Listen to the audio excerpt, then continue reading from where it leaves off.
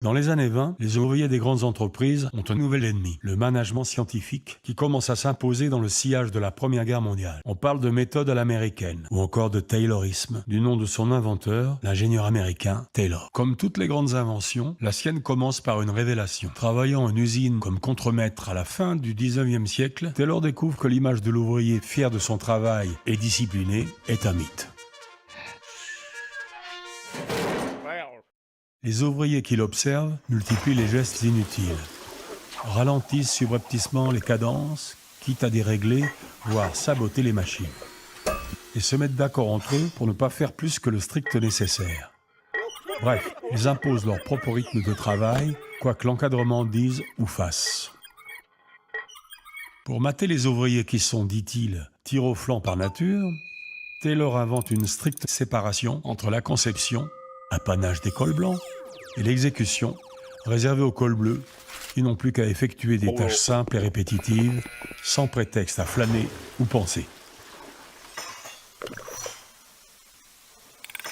Le temps dévolu à ces tâches est évalué scientifiquement.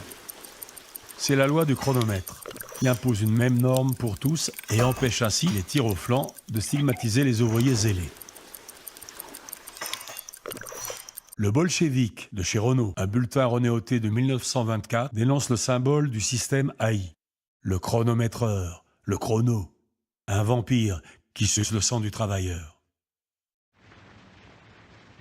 You have booked your last book.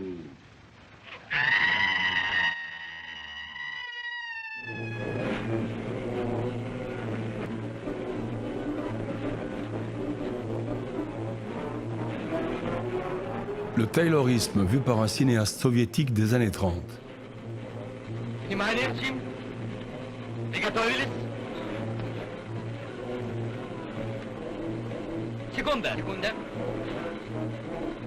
Mais les mêmes ouvriers qui s'insurgent contre la tyrannie du chronomètre dans les usines vont l'applaudir dans les stades où elle mesure les exploits de leurs sportifs préférés. Leur record, un mot popularisé par les travaux de Taylor et qui signifie tout simplement enregistrement. On enregistre la performance de l'ouvrier pour mieux la dépasser.